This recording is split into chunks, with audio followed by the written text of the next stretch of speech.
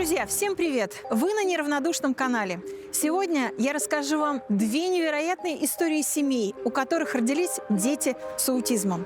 Знакомство с этими родителями буквально перевернуло мое представление об этом диагнозе и о том, как можно с ним жить. Сейчас на экране вы видите Сашу. Этот невероятно красивый мальчик родился в семье Двужиловых в городе Волжский. До 3 лет никто и не мог подумать, что с ним что-то не так. Но в какой-то момент он перестал отзываться на имя. У него появилась шаткая походка. Он перестал реагировать на окружающую среду и начал смеяться в пустоту.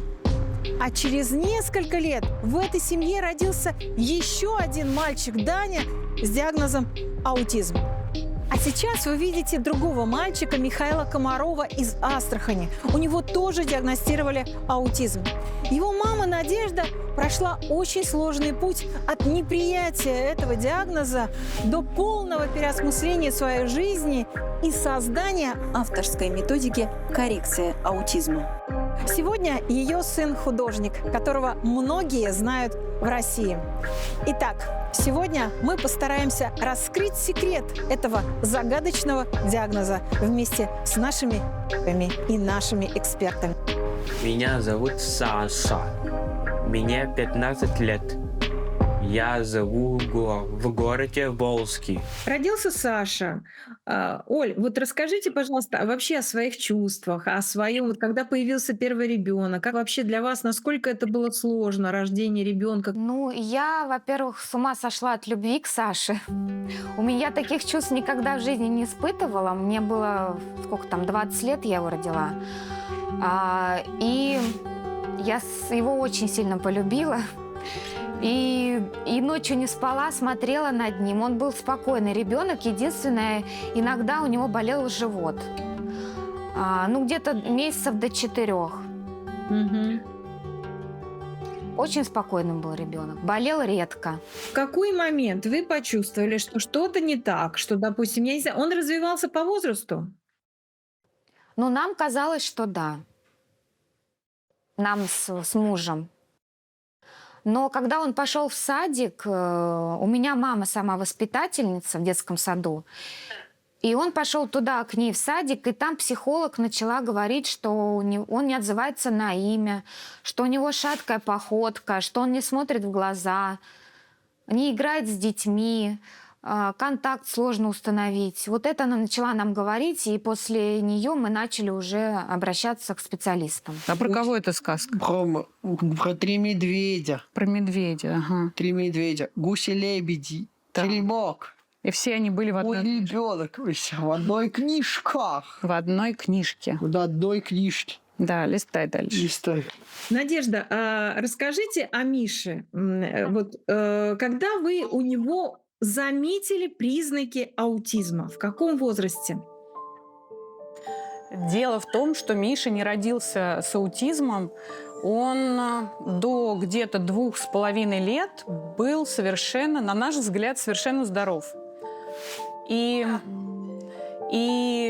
вот где-то после 2,5 лет мы заметили, что что-то с ребенком не так, что он как будто бы нас не слышит, он куда-то бежит, у него появились какие-то странные движения, он стал кружиться все время, он перестал использовать речь для общения. То есть он говорил отдельные слова, он не отвечал на вопросы, и у него такой затуманенный взгляд, он превратился в маленького звереныша.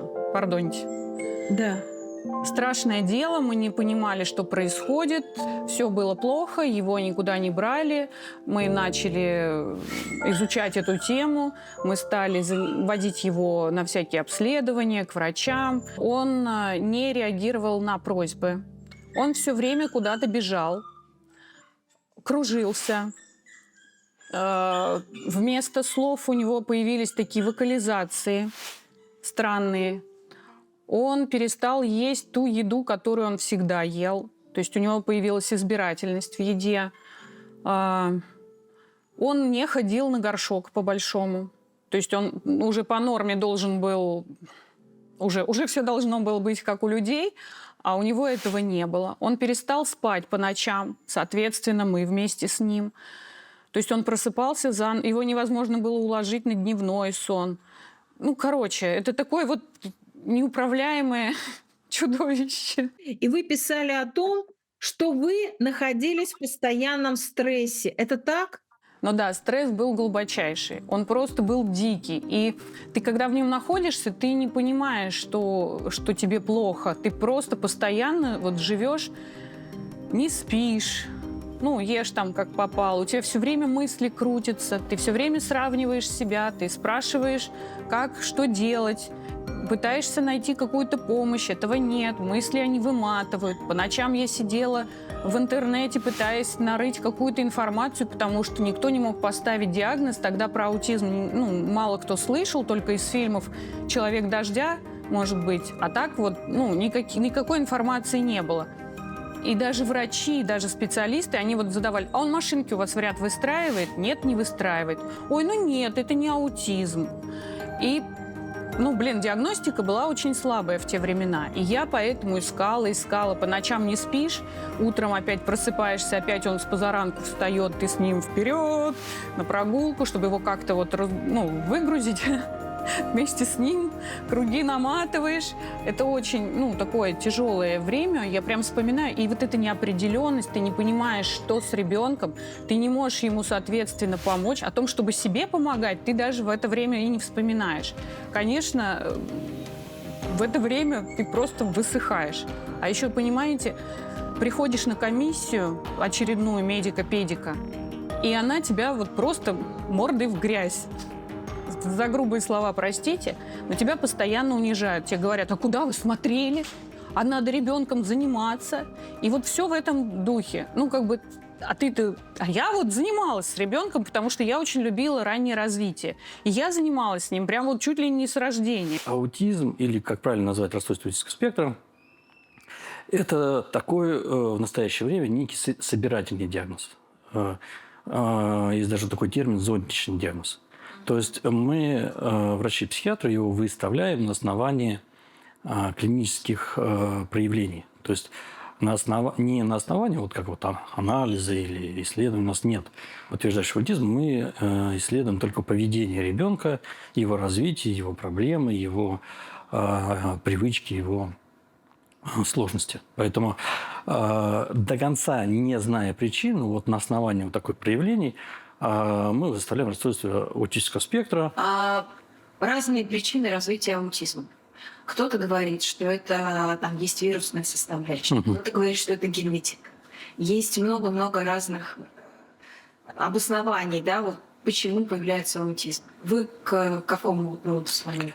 Я склоняюсь к данным все-таки генетических, которые мы видим, что все же при поломках на уровне, допустим, хромосом, допустим, у детей с синдромом Дауна повышена вероятность возникновения расстройства аутического спектра. Или на основании поломок определенных генов мы видим, что это не обосновывает, но повышает вероятность развития расстройства аутического спектра. Все же последние научные данные связывают это не с прививками или какими-то вещами, а именно с генетическими сложностями. Это неизлечимо. Можно, конечно, лучше, но, например, во Франции не относятся к аутизму, как в России. В России вы скажете маме: у вас мы подразумеваем, никогда не говорим четко.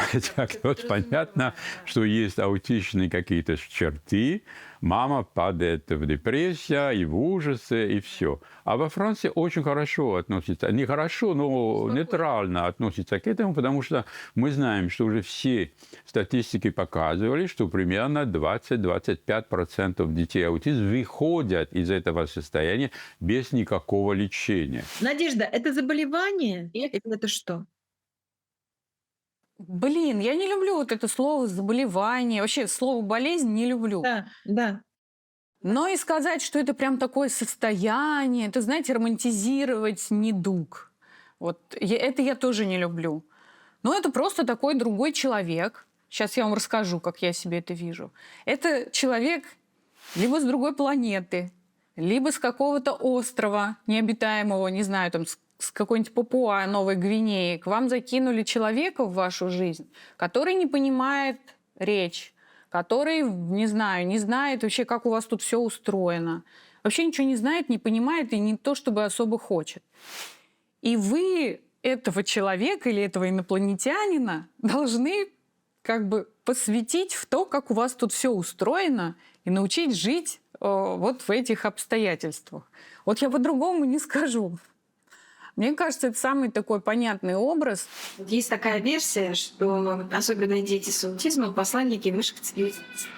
Они помогают нам всем развиваться и эволюционировать. Что вы думаете?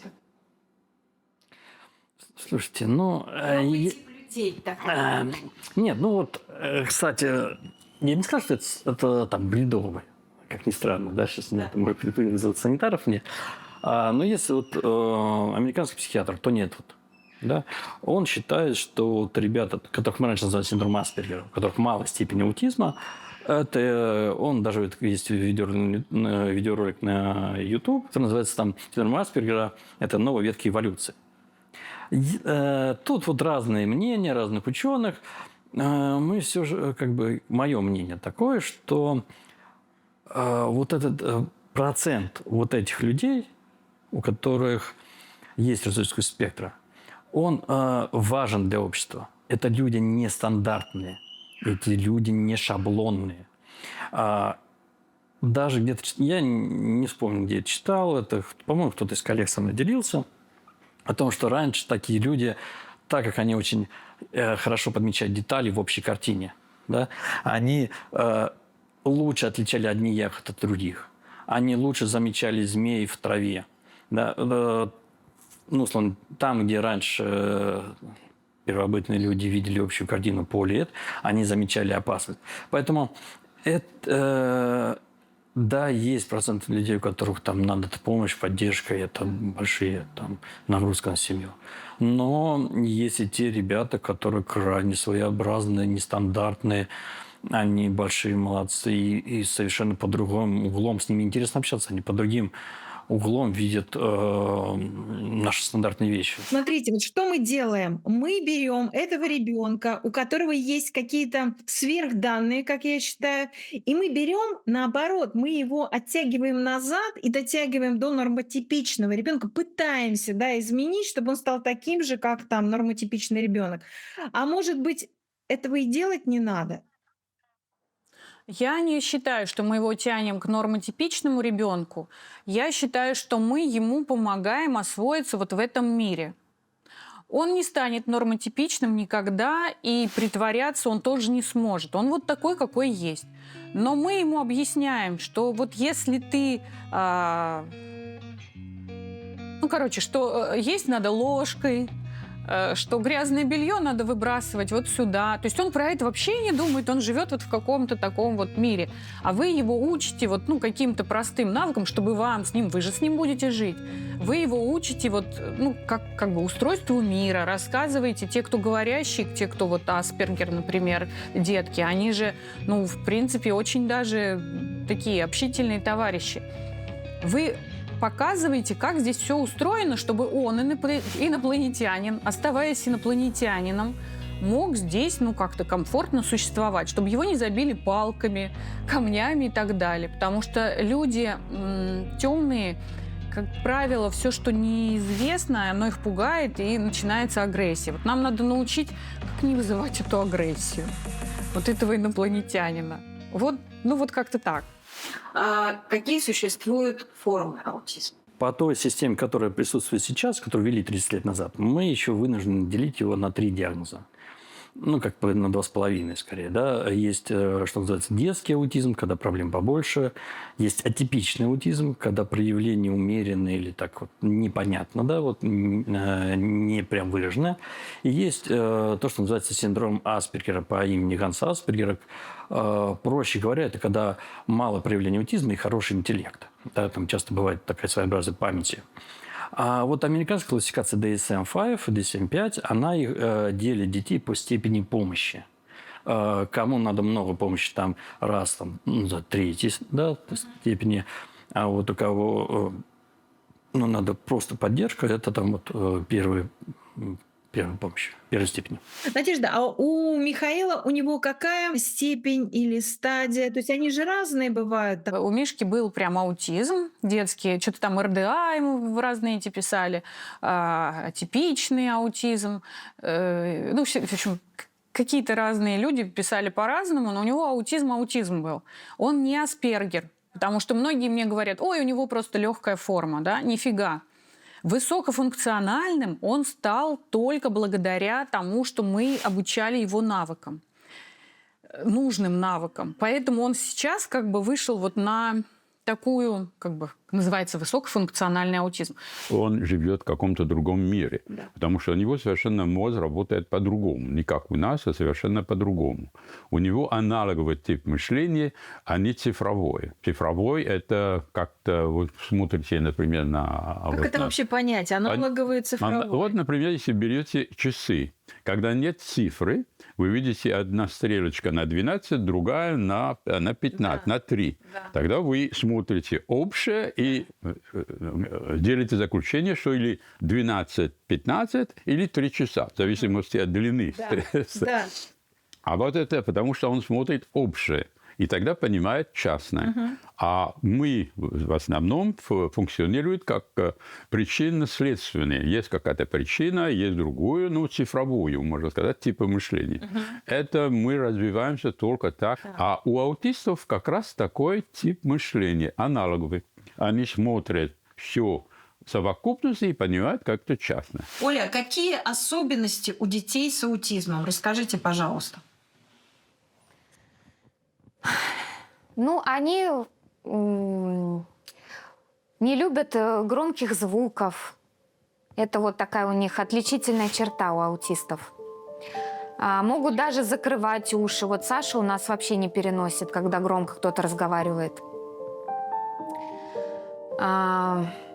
У них вот проблемы именно в речи, в коммуникации. Они не могут объяснить, они не могут начать диалог. Но опять же, не все. Некоторые аутисты вот, высокофункциональные, они могут разговаривать, но все равно у них прослеживаются странности в общении. Например, они могут посреди разговора встать и уйти. Хотя вроде как смотришь на него, он вроде нормальный, но он так вот может резко встать и уйти. Сейчас, я не знаю, что делать. Я уже как только не... Нет. Рассказывай, не переживай. Почему ты плакал? Почему? Я хотел посмотреть видео, а его не было. Поэтому я плакал. Сейчас мы тут можем разогнать тревогу у всех родителей, да, но вот скорее я обозначу некие такие красные флаги. Это не, то, что я скажу, это не означает, что конкретно вот, там, у вашего ребенка это аутизм, да. А что, допустим, ребенок из 10 обращений к нему, ну, на большую часть обращений не отзывается. Его сложно привлечь его взгляд, да? Сложно поймать его эмоцию. Он как будто бы на своей волне. Да. Он может долго и монотонно играть такие однообразные игры и очень расстраиваться, когда ты нарушаешь ход его игры или как-то отвлекаешь от этого. Достаточно много средств массовой информации, тоже здесь красные флаги аутизма, можно почитать. Но, наверное, основное это вот их взаимодействие, коммуникация и вот такая вот стереотипность поведения. Расскажи мне, вы куда сегодня ходили с классом? Куда? В школу, а потом машинку отдал тетя Лене. Нет, а с классом вы куда ходили? В кинотеатр. А что там было? События. Что вы там смотрели? Богатырь, Дисней, Богатырь 2. То есть сначала было отрицание, и когда вы поняли, что это все-таки оно? Когда он все-таки попал в детский сад был коррекционный, и он попал туда в возрасте 5 лет. Но в уставе этого детского сада, сейчас его, кстати, не существует, было прописано, что если у ребенка аутизм или шизофрения или там что-то такое, но вот слово аутизм было прописано в уставе, что если у ребенка аутизм, то из садика вышвырнут. И мы, уже понимая, что у него аутизм, мы прям вот заклинали нашего психиатра, пожалуйста, не пишите, что у него аутизм. Ему писали ЗПР с аутичными чертами. Когда время подошло к школе, и проводится вот эта комиссия, определяет, куда ребенка дальше из коррекционного садика. И там уже однозначно, уже просто даже не было никаких других вариантов. Психиатр говорит: все, я дальше не могу, мы пишем аутизм, вы отправляетесь на комиссию, ставите инвалидность, и вот, ну, короче, уже все. Дальше пути нет, аутизм. И тогда мне пришлось вот решиться на то, чтобы поставить инвалидность. Сейчас буду плакать, блин. Потому что поставить своему ребенку, пусть даже вот, ну, в таком тяжелом состоянии, подписаться, что это все инвалид, это очень тяжело. Вот. Я не знаю, почему сейчас я родителям объясняю, что это не страшно, что это полезно даже. Но вот тогда это, ну, как бы все, это дно. Это ты вот уже как бы признаешься в своем бессилии, ну, все, твой ребенок, он инвалид. И ты как бы ничего с этим поделать не можешь. Но на самом деле это все не так. От дна можно оттолкнуться и хорошо выплыть на поверхность. Но тогда мне было очень тяжело. Но я понимала, что для школы нужен диагноз, потому что в обычную школу он не сможет ходить, а в коррекционную берут только вот с таким диагнозом, с инвалидностью и так далее. Поэтому мы оформили инвалидность и отправили его в школу коррекционную не для детей с аутизмом, а для детей с умственной отсталостью. Вот у нас был случай, кстати, в садике хотела рассказать. Данил ходил в обычную группу, в обычном саду. И воспитатели сначала не хотели, чтобы он туда пошел. Но, слава богу, нам заведующей повезло, и она как бы настояла. И, кстати, вот родительница, я недавно узнала, что они были против, чтобы Даня там ходил в эту группу. Хотя он очень спокойный ребенок. Угу. А как они это объясняли? Что их не устраивало? Они боялись, что он может быть агрессивным. Якобы он там укусил какую-то девочку. Но на самом деле этого не было. Оль, вот мы рассказали про Сашу, да, и понятно, что, ну, вот родился такой ребенок, вы уже выяснили о том, что у Саши аутизм. И я так поняла, что вы захотели второго ребенка. И, естественно, конечно же, вы хотели, чтобы родился здоровый ребенок, и, может быть, там даже девочка, да. То есть какие вот у вас мысли были? Мы хотели родить Саше родного человека, чтобы в дальнейшем он за ним ухаживал, присматривал. Ну, и чтобы он не остался, Саша, один, когда нас не станет. Вот для этого мы хотели родить. Перед тем, как забеременеть, наверняка вы тоже переживали, да? То есть что вам пришлось пройти? Ну, во-первых, мы долго обследовались. Мы 7 лет планировали вторую беременность. Мы сдавали анализы по генетике. Мы лечили все вот эти возможные инфекции. Ну, все вроде было нормально, все было чисто, но мы были готовы к тому, что, возможно, бывает. Нам говорили, что есть риск, что еще второй может быть с аутизмом ребенок. Угу. То есть врачи говорили, что риски есть все-таки, да, рождения второго ребенка с аутизмом? Врачи, да, говорили, что возможно, но риск маленький. У вас все чисто по генетике, у вас анализы все хорошие, вы все вылечились, можете спокойно беременеть. Мы понадеялись на врачей и на судьбу. Это сейчас уже как бы изучено это все намного лучше, чем тогда. Сейчас уже говорят, что вот высокий риск и второго, и третьего даже аутиста. Так, Оль, вы родили Даню, все в срок, да, все хорошо, то есть роды прошли также нормально. Да. Угу. Да. И опять же, Оль, в какой момент вы поняли, что что-то снова не так? Когда это произошло? В год. Уже в год. Да. А что вы заметили, Оль? Я заметила у него стимы. Это такие движения, которые характерны для детей с аутизмом. Мгм. Он махал ручками, когда радовался. Мгм. И я обратилась к своему психиатру, с которым мы и с Сашей наблюдались. И она мне подтвердила, что да, вот такая история. Оль, как они друг с другом общаются, Саша с Даней? Ну, в основном никак. Они только по-разному. Иногда Данил к Саше пристает, они могут там побеситься, там в щекотульки поиграть, такое. А чтоб там прям сюжетной игры или они поразговаривали, у них такого нету. Как обычно родители реагируют на диагноз аутизм? По-разному. По-разному.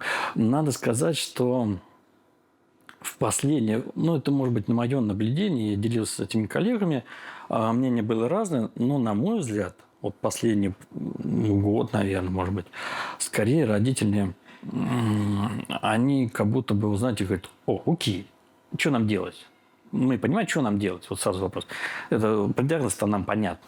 У меня произошла прямо колоссальная трансформация вот всего мировоззрения, абсолютно всего. Отношение к людям. Я была очень категоричной в юности.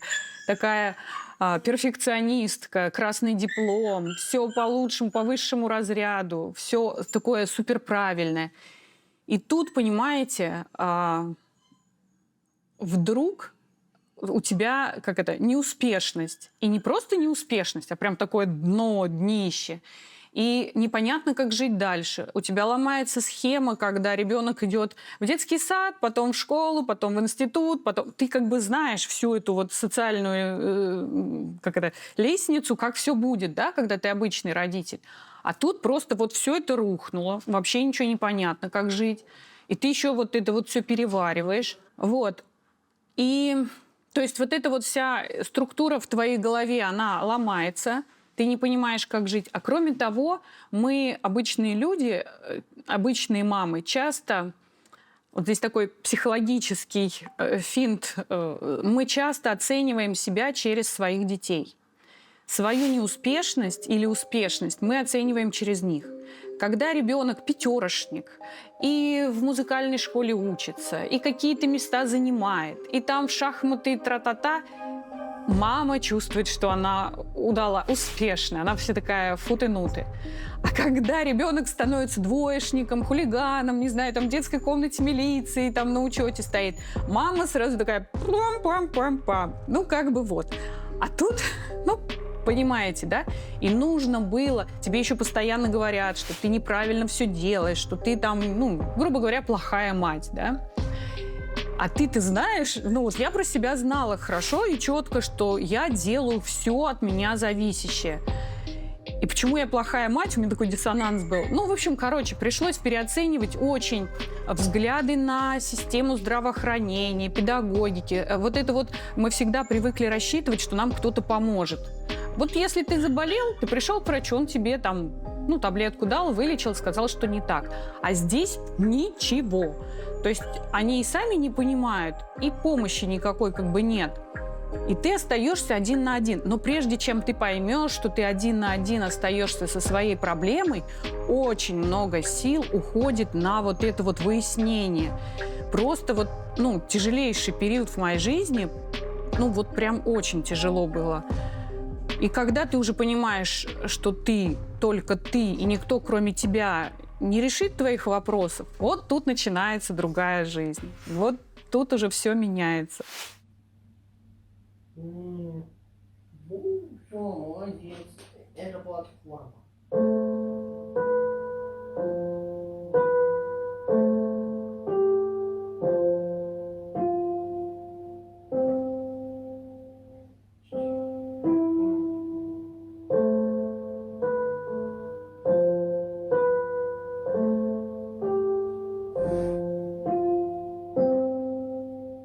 Родитель предполагает, что у ребенка аутизм. Да. Что делать? Так. Куда ему бежать? Он идет к детскому врачу-психиатру. Или, если нет психиатра, если нет доступа, ну, значит, там, к неврологу, который знает и понимает, что такое расстройство развития, как они диагностируются. Потому что все-таки шифр аутизма, он там расстройство спектра, он относится к категории психиатрии. Сразу закрыл глаза. И что, Саша, закрыл глаза? Сразу закрыл глаза. Луна на снегу. Ракета на Луну. Ракета... Что? Ракета, летающая на Луну. Сидите в ракете. Сразу космонавт. Мы в 4 года начали заниматься ABA-терапией. И вот целый год мы занимались и думали, что уже все, у нас речи не будет. А потом мы поехали на дельфинотерапию, и он там заговорил. К нашему удивлению. Да. Мы пошли в центр «Надежда». У нас тут в городе есть такой центр для детей-инвалидов. Потому что нас в садике в обычные уже не брали. Тогда еще не было ни инклюзии, ничего такого не было. Мы пошли в вот этот специализированный центр, и там как раз только начали тестировать ABA-терапию. А в чем его Оля, а в чем суть? Таня.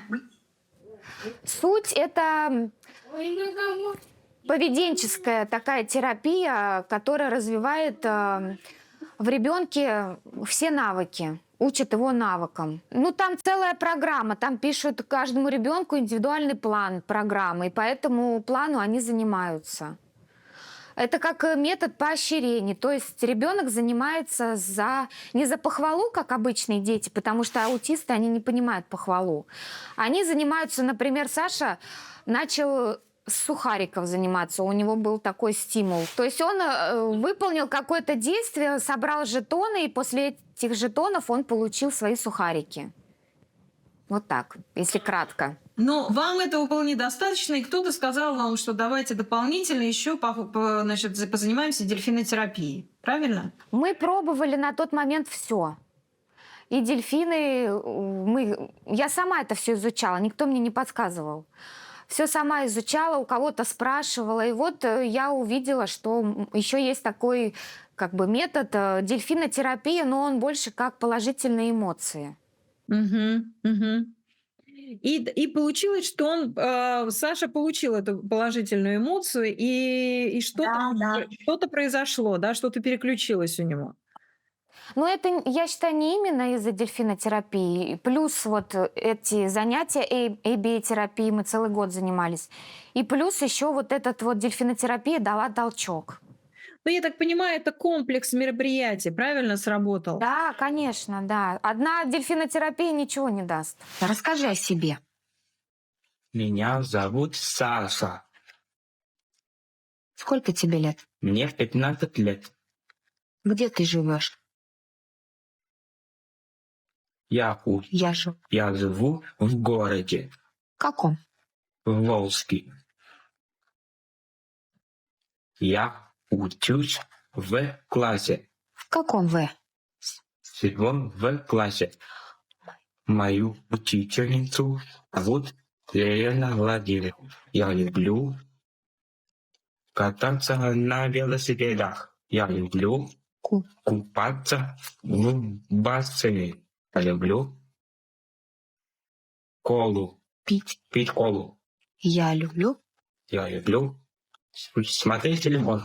Родители пытаются пробовать все, да? Начиная сначала ходить по врачам, потом дельфинотерапия, ипотерапия. Ну вот для этого, есть то, что называют клинические рекомендации, где вот описано, да, вот у этого наибольший уровень доказательства, у этого наименьший. Это, как ни странно, это не означает, что этот метод не может помочь какому-то отдельному ребенку, но понимаете, в чем проблема? Что вот, да, вы говорите, родители ходят, мыкаются туда-сюда, но у каждой семьи, у каждого родителя свой резерв. Временный, денежный, эмоциональный. И важно этот ресурс направить на то, что наиболее эффективно, в нужное русло. Да? Не распыляться, а именно улучшать основную проблему коммуникации, взаимодействия, которая мешает развитию ребенка. И вот если мы видим, что ребенок маленький, условно, до 3-4 лет, то это вот то, что называем деновская модель раннего вмешательства. Когда мы учим ребенка взаимодействовать, чтобы он не тащил за руку и не вел, а обращался к какой-то не по просьбе, сначала попросил, потом взял. И биотерапия обладает наибольшими какими-то данными об эффективности у ребят с расстройством аутического спектра.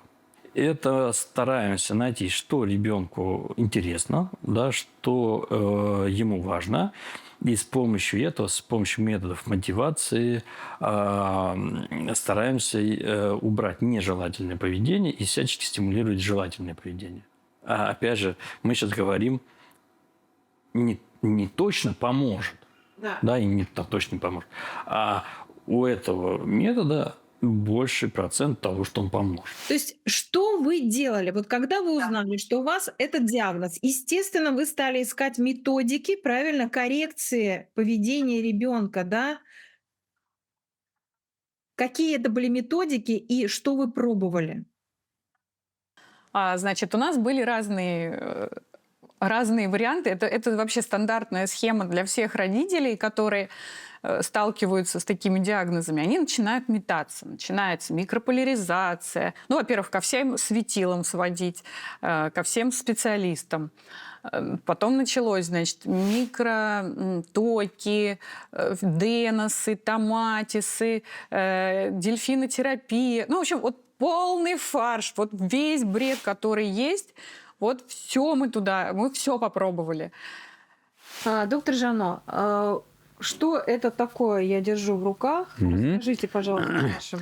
Это наши последние наушники, которые мы создали в 2009 году. Ну, каждый год мы какое-то изменение. В 2009 году мы решили больше не пользоваться классической томатис, которая из Франции. Так. И мы создавали новые наушники, где есть способности отключить воздушное от костное и костное от воздушное. Как я вам говорил уже, это интересно, поскольку у детей аутизма как раз у них гиперчувствительность костная. Основа методики Основа методика. в этих наушниках, Да, это методика. Это основа. У нас есть программа, у нас есть плеер включен уже в амбушюре, и где мы можем управлять все программы, которые мы дадим для данного ребенка. Или для профессионала, там много программ, у нас таких 13 программ.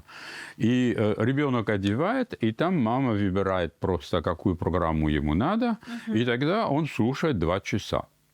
Спокойно совершенно. Он может двигаться? Ну, конечно, мы привязываем эту наушнику там, ну, какой-то бандана, я не знаю, как по-русски это называют, чтобы он не двигался, и он двигает, и прыгает, и играет, это без проблем. Он может в это время смотреть телевизор, или там свой iPad, или телефон, но без звука. Это обязательно без звука. И он может ходить совершенно спокойно час или 2 часа дома. Он слышит музыку Моцарта. Это программа «Томатис», переобработанная нами, там, которую мы называем «Рулисен» еще раз. И там есть музыка Моцарта. Он слушает григорианские пение и вальс. Есть 3 вида музыки. Ранние произведения Моцарта, и там специальная музыка обработанная, потому что там есть такие 2 фазы, есть переходы.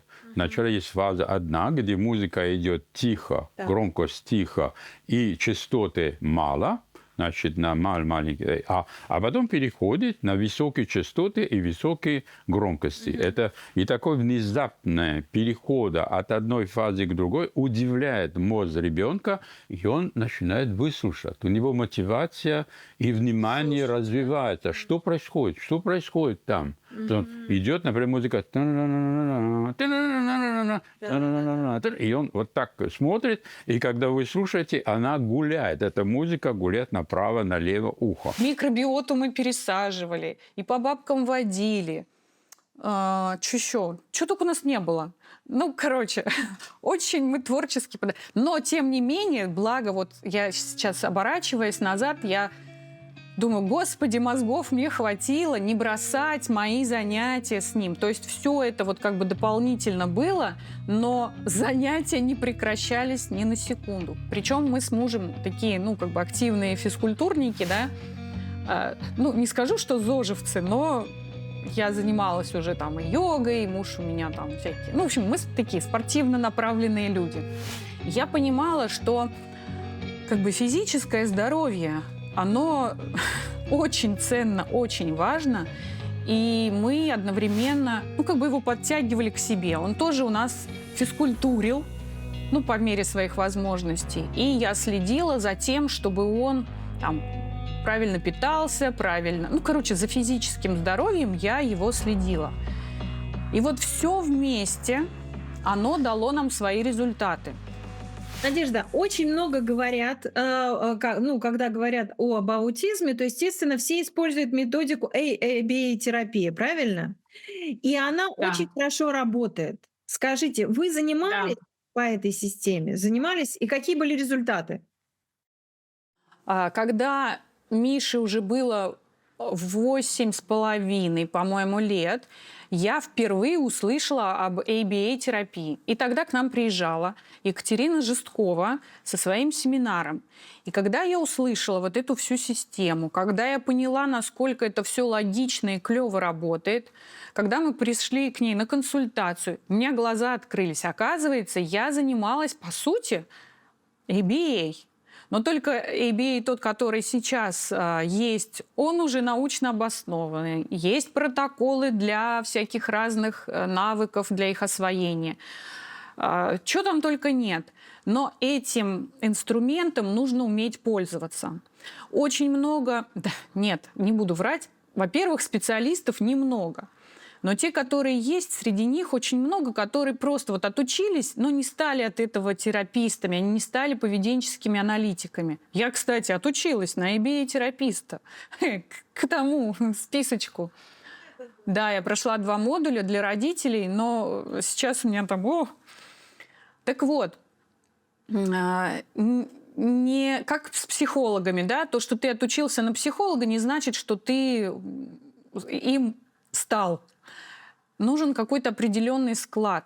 И когда вы ищете своему ребенку поведенческого аналитика, прям нужно очень хорошо присмотреться, потому что это должен быть живой человек, такой эмоциональный, не загруженный, не с кислым лицом, а способный на чувствующий жизнь, который верит в вашего ребенка, у которого есть какая-то творческая составляющая, потому что нужно иметь такой широкий взгляд, вовремя перестроить инструменты, вовремя поменять пособие, вовремя добыть какую-то мотивацию. То есть, нужно уметь фантазировать, творить. И твой, этот ребенок подопечный, он твой как пластилин в твоих руках, который не особо поддается, но ты с помощью этого всего можешь из него слепить Давида. Нарисовать большой торт. I can cook. Нарисовать. Draw a big cake. Кейк, не кричи, тихонечко. Я могу приготовить маленький торт. I can cook a small cake. Small cake. Мгм. Я люблю большой торт. I can. Люблю. I Мне нравится большой торт. like a big cake. Детки и не только опять же, если есть какие-то дефициты, занимаются с множеством специалистов. Да? Это может быть нейрокоррекция, АФК, адаптивная физкультура, сенсорная интеграция, безусловно, логопед. Там еще есть куча всяких дельфинов, лошадок, всякой красоты. Да?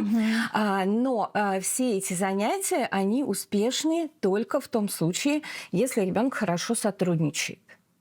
Если мы говорим про детей с расстройствами аутистического спектра, так бывает совершенно не всегда. Да? И номер 1 в нашей работе это установить сотрудничество с ребенком и провести сотрудничество, контакт сначала, потом сотрудничество. Что значит сотрудничество? Сотрудничество – это «сделай, пожалуйста, вот это, а я тебе дам вот это». Или «сделай, пожалуйста, вот это, а потом мы пойдем играть». Да? Сначала занимаемся, потом отдыхаем. Сначала занимаемся, потом что-то получаем. Это сотрудничество. Контакт – это когда ребеночек разрешает с ним общаться, когда он занимается тем, что ему интересно. Дальше у нас сотрудничество. Дальше у нас руководящий контроль. Когда ребенок уже готов слушать и выполнять все, что его просят. Безусловно, мы помогаем, если ребенку сложно. Мы подбираем кучу всяких визуальных подсказок. Мы, если ребенок игровой, мы играем и придумываем, как нужные навыки повысить в игре. На самом деле, единственные специалисты, которые успешно работают со сложным поведением детей, в том числе с формированием учебного поведения, это ABA. Сколько нужно заниматься с ребенком и насколько это дорогое удовольствие для родителей? Это дорогое удовольствие для родителей. К сожалению, у нас это не вписано в систему обязательного медицинского страхования.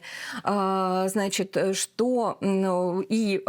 вот я скажу по самым успешным кейсам, если у ребенка задержка психоречевого развития, если она выраженная, и мы начинаем заниматься в районе 2 лет, мы можем рассчитывать на то, если все идет прекрасно, если у нас есть сотрудничество родителей и так далее, что к школе мы получим ребенка, который готов учиться в классе, в массовой школе и успешно осваивать навыки. То есть, по сути, 6 лет должен ребенок если это непрерывные занятия. То есть сколько раз в неделю? Смотрите, есть такие, есть, опять же, такие доказанные вещи, что терапии должно быть 30-40 часов в неделю. И вроде бы где-то не у нас, дети действительно получают эту терапию, хотя это тоже вопрос. У нас говорят о том, что самый минимум – это 10 часов в неделю. На практике, много. На практике, поскольку это очень недешево, скорее всего, 3 раза мы настаиваем, чтобы это было хотя бы 3 занятия в неделю по 1,5 часа. И это работа, которая в том числе происходит дома. Мы научили ребеночка одеваться. Все, с этого момента он всегда должен дома одеваться сам. Мы научили кушать самостоятельно ложкой. Все, с этого момента ребенок сам кушает всегда ложкой. Мы научили просить яблочко. Яблочко дома тоже дают теперь только после того, как он попросит словами или жестами. И это или уже работа тоже считается. И это тоже считается, безусловно, работа. То есть если у нас родители берут 4,5 часа терапии в неделю, значит, все остальное, мы должны научить родителей создавать терапевтическую среду дома. Оля, я так понимаю, что вы занимаетесь только воспитанием своих детей, правильно? То есть вы не работаете? Да. Нет. И я так понимаю, что ребенок, он, конечно, предполагает, что родители огромное количество времени занимаются с ребенком. Полностью должен все время вкладываться в ребенка, то есть что-то его одна, другая методика, вторая, третья, правильно? То есть нужно постоянно что-то делать. Вначале, это желательно до школы хотя бы до школы. Друзья, если вы хотите посмотреть полное интервью Надежды, Ольги и экспертов, то подписывайтесь на мой Бусти. Там вы найдете весь эксклюзивный контент. И, конечно же, это очень большая поддержка для меня. Благодаря вашей поддержке я могу снимать в дальнейшем свои фильмы. Надежда, вы перепробовали огромное количество разных терапий, методик, систем. Какая оказалась наиболее эффективной, на ваш взгляд? После которой вы почувствовали прям изменения? Мои личные персональные занятия. Лучше ничего не сработало. Вся его основная коррекция произошла до школы, до 8 лет. Он пошел в школу в 8 лет. Все, что я успела сделать до 8 лет, это огромная работа. И она была самая полезная. Я считаю, что хотя вроде бы мы корректируем ребенка, но самое важное – это та трансформация, которая происходит с родителями. Я считаю, что эти дети, они попали в нашу жизнь не просто так. И вот сейчас, когда уже прошло время, когда его коррекция уже практически, видно, что да, вот у нас все получилось. Хотя мы еще не остановились, у нас еще есть там чем заняться. Я считаю, что это вот трансформация родителей, она имеет, прям, я не знаю, глубочайшую важность перед всеми методиками. Я отдаю предпочтение ABA, но без родительского вот этого взгляда, когда они готовы действовать, когда они готовы прислушиваться к другому человеку, выстраивать с ним отношения. Нужно полностью поменять свою жизнь, поменять свои привычки. И вот когда родители на это способны, вот тогда получаются результаты. Не когда вы вводите на ABA-терапию, а когда вы сами поменялись, взяли из ABA-терапии все самое лучшее, но вы понимаете при этом, чего именно вы хотите от своего ребенка, как вы хотите, чтобы жили вы и он через 20 лет, через 30 лет. Когда вы видите вот этот образ у вас есть, как вы хотите, и вы, применяя уже конкретные методики, идете к этим результатам.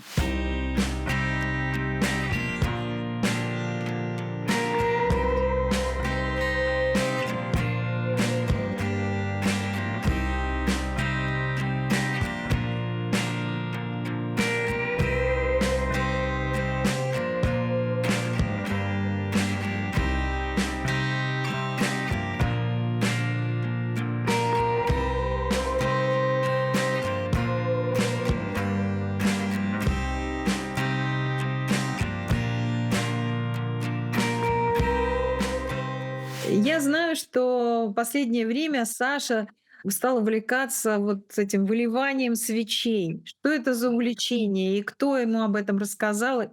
Потому что Саше очень сложно чем-то увлечь.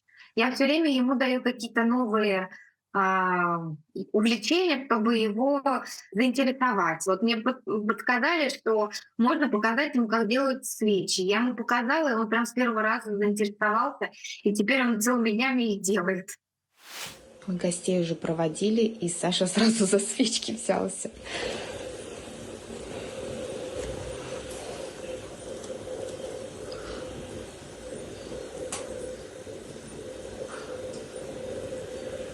А насколько сложно, Оля, их делать, эти свечи? У него единственное не хватает терпения ждать, пока они остынут. Он их хочет быстрее вытащить. А они же должны застыть в форме. Да. Вот у него не хватает терпения, я за этим слежу, чтобы он дал хотя бы остыть, чтобы они приняли форму. А так там ничего сложного нет. То есть он общается только с вами в семье, правильно? Да. Когда он попадает в магазин, он уже от любого какого-то неправильного слова он может растеряться, впасть в истерику. У него сложно пока с этим всем. Но в магазин он ходит. Может ходить самостоятельно и купить то, что надо. Но это у нас новое достижение, мы очень радуемся. Он ходит в дружественный нам Магнит. Конечно, мы учили, то есть это были занятия тематические, когда мы прям ходили и учили его понимать ценники, потому что на ценниках стоит 3 числа, если вы присмотритесь, и не так, чтобы прям вот легко и просто понять, сколько стоит продукт. Мы учили его пользоваться списком, мы учили его считать деньги, мы его, в общем, много чему учили. И вот когда вот это вот все навыки собрались, стали ходить с ним в магазин. Заходим в Магнит, Миша хочет сок. Сейчас я ему дам денежку. Посмотри, сколько стоит сок, который ты любишь. 1 бери. 2. Сколько стоит? Цена какая? Где ты будешь смотреть? Где 2 рубля? Где цены пишут? Какой ты сок? Вот это какой сок? Вот это какой? Где банановый? Вот здесь ищи, где банановый сок? Видишь соки? Сколько они стоят? Вот, 29. Это 29, скидка 29. А стоит он 44 рубля 99 копеек. Это 45 рублей, здрасте. Это 45 рублей, стоп. Ты взял 2 сока. 2 сока, это 45. Сколько надо денег? Сколько денег? За 2 сока сколько надо денег? 7. Подожди, 45 плюс 45. 90. 90 рублей надо. Деньги возьми. Так, у нас все сложно, короче. Хватит тебе? Хватит? Хватит. Ну иди, посмотрим. Поздороваться не забудь. Миш, у тебя есть карта магнит? Говори, нет. Нет.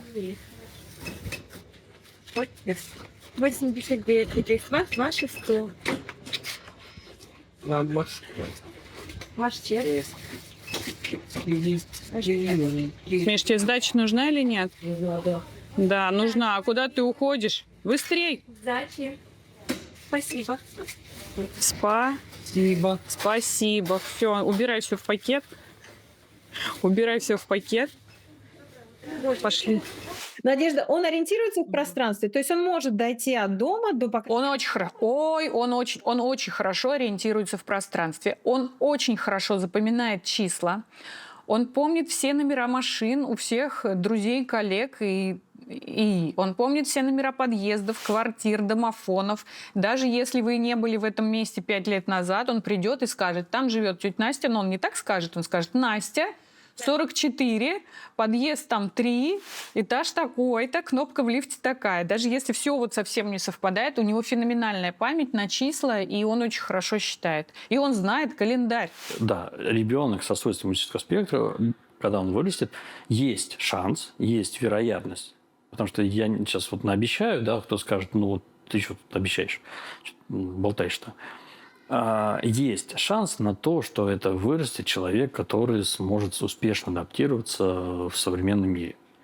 Но точно пообещать, сказать, что вот это точно произойдет или это точно не произойдет, нельзя. Это поэтому мы наблюдаем динамику, смотрим, отслеживаем состояние, смотрим, нет ли у него дополнительных проблем, ну, допустим, каких-то депрессивных, тревожных расстройств, обсессивно-компульсивных расстройств. Но именно поэтому важно периодически, если какие-то проблемы случаются, да, обращаться к психиатру, компенсировать их, наблюдать и компенсировать данные сложности.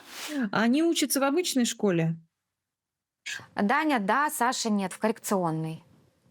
У них разные программы обучения. Угу.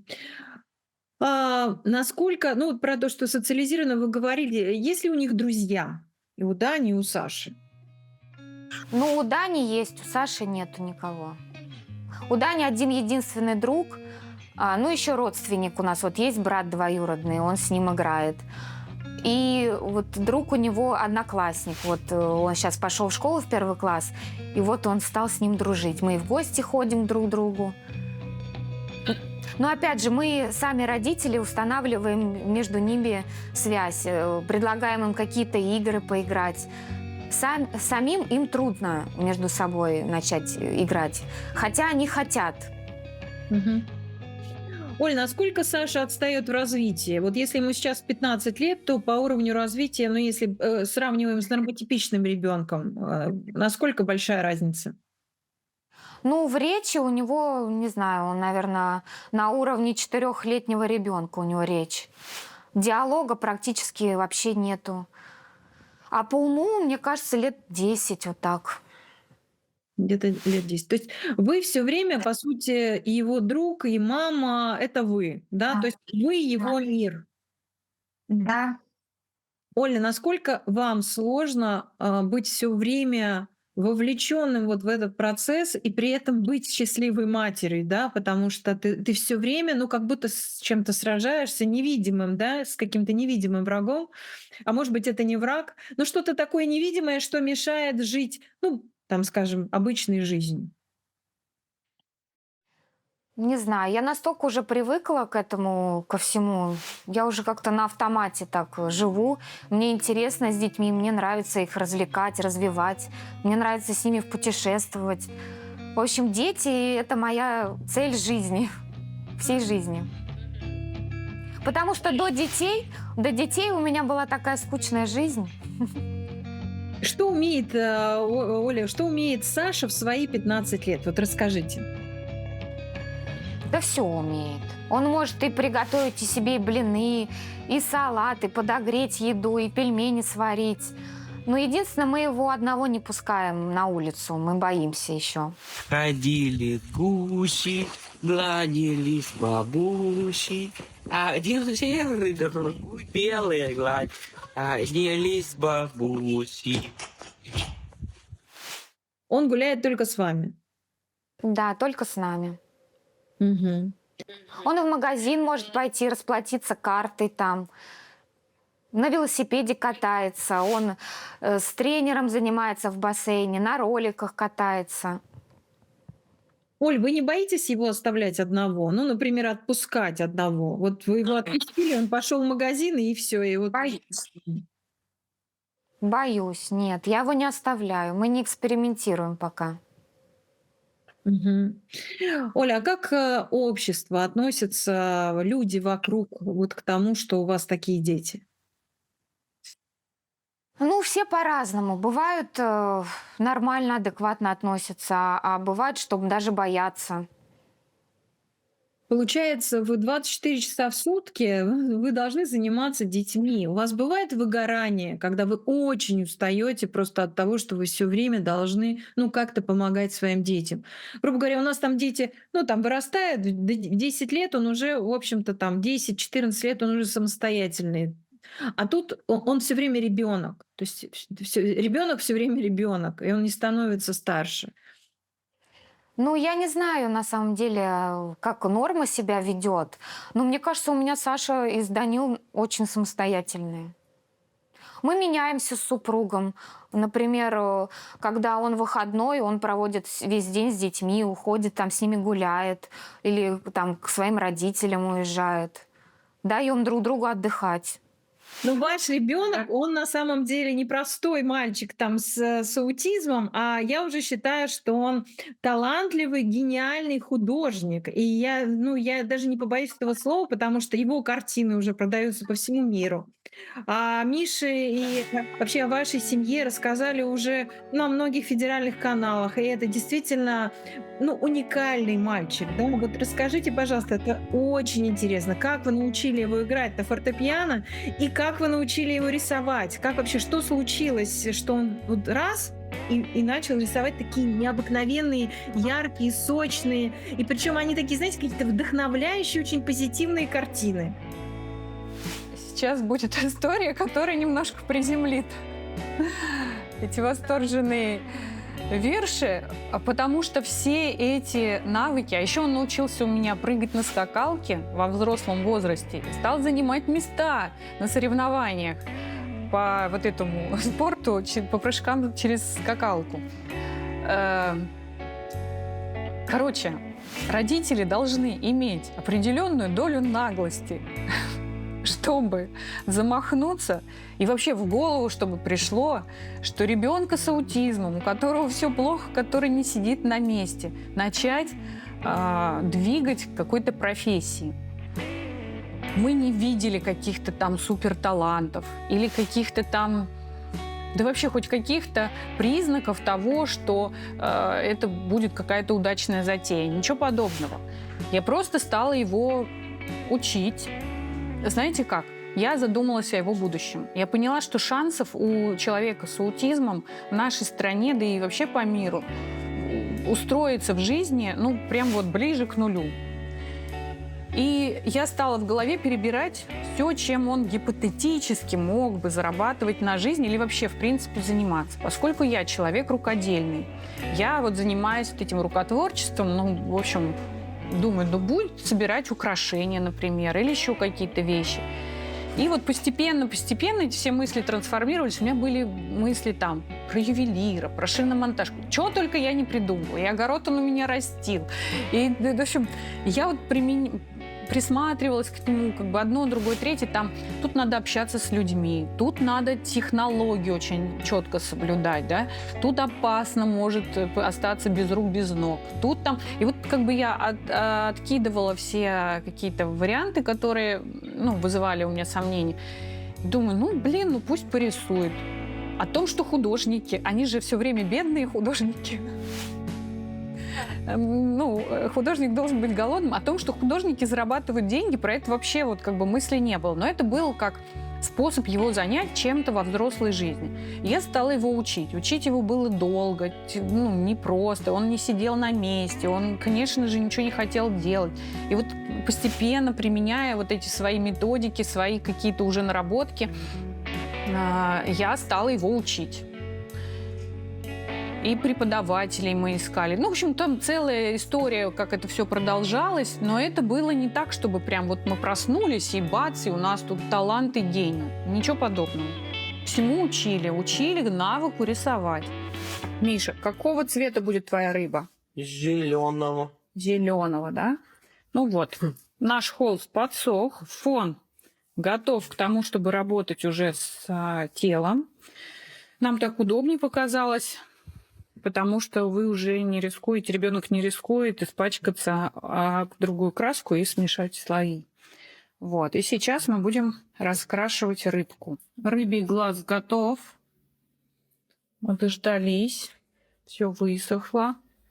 Ну, толстый слой, конечно, не высохнут так быстро. Вот здесь вот. Но в целом вот так выглядит наша рыба. Зачем наблюдают люди? За какими моментами? Что им интересно увидеть в вашей жизни? Как вы считаете? Ну, во-первых, он странные иногда такие необычные вещи рассказывает про космос. Он увлекается космосом. И людям интересно слушать.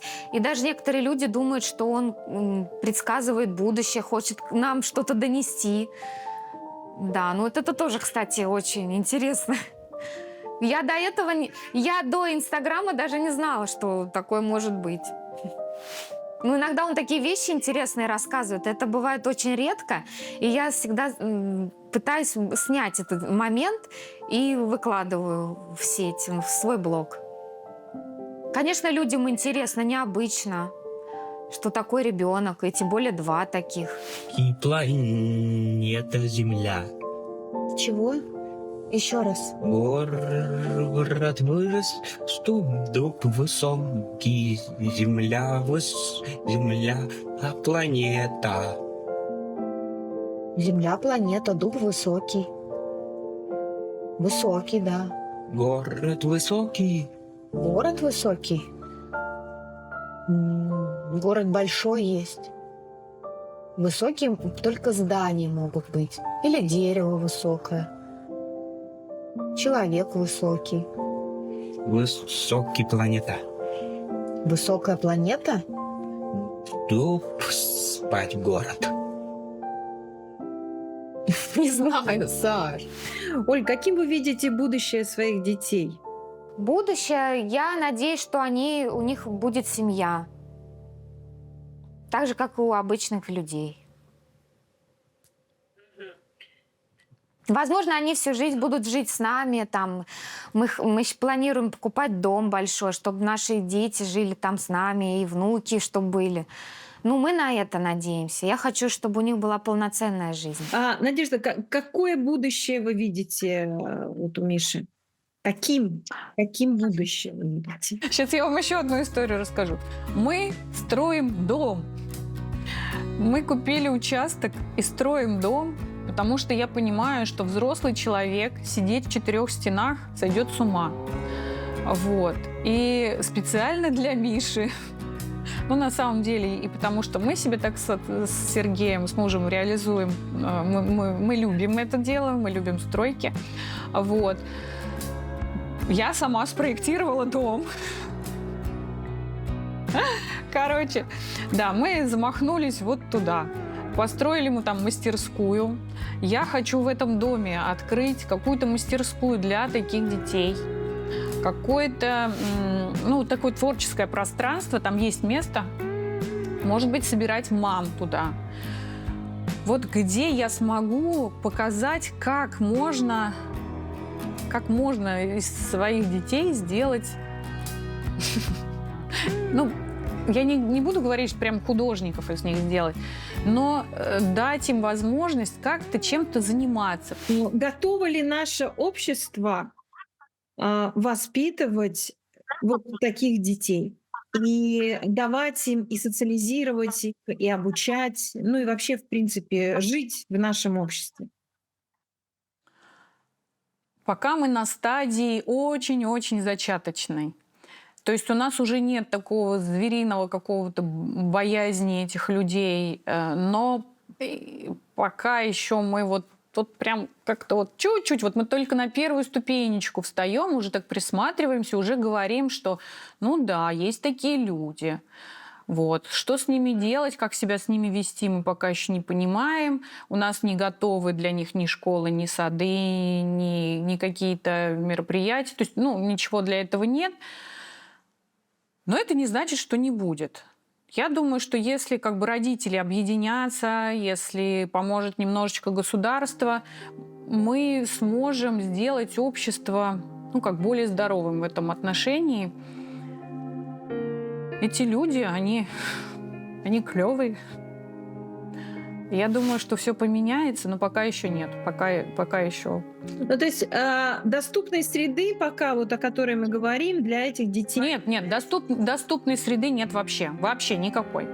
Надежда, что бы вы сказали тем родителям, которые вот только сейчас, вот знаете, вот вспомните себя, 18 там, или сколько, 16 лет назад, когда вы только-только вот об этом узнали, и вот сидит сейчас какая-то мамочка и смотрит, ищет, может быть, читает какую-то информацию, и вот попала она на нашу программу и слушает вас. Вот что бы вы ей сказали, с чего начать, что делать, если ты чувствуешь, что что-то с ребенком не то, что-то не то? Куда бежать? Все зависит только от вас. Только от вас, ни от кого больше. Есть методики, нужно будет учиться, нужно будет перестроить свою жизнь. Нужно будет на многие вещи взглянуть по-другому и отказаться от каких-то своих привычек. Если вы этого не сделаете, ну, вы обречены на неудачу, да, в коррекции. А если вы сможете, найдете в себе силы трансформировать эту реальность, то у вас все получится. Но, без родителей... Родители должны четко знать, что делать. Вот внутри семьи, потому что ребенок больше времени проводит именно внутри семьи. И вы должны понимать, к чему вы стремитесь, какие навыки вы хотите выработать. А вначале надо хорошенько погоревать. Вот когда вы только-только столкнулись с этим диагнозом, вот нужно дать себе время прожить все эти стадии принятия горя. Нужно и повыть, нужно и поотрицать, и поторговаться тоже нужно.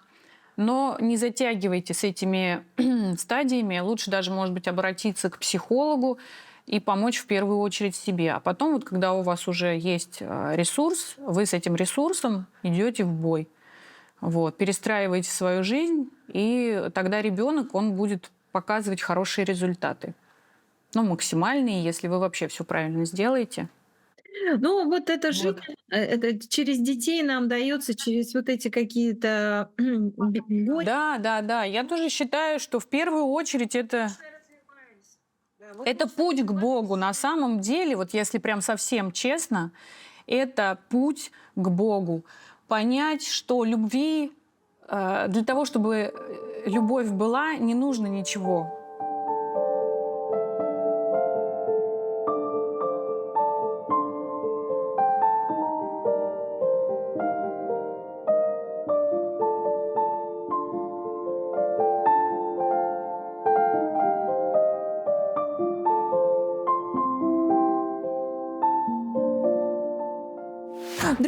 Надеюсь, что вам понравился этот фильм, и вы узнали много новой и полезной информации об аутизме. Пишите свои комментарии, ставьте лайки, репостите, показывайте этот фильм в своих социальных сетях, чтобы как можно больше людей знало о том, что делать, если в их семье родится ребенок с расстройством аутистического спектра.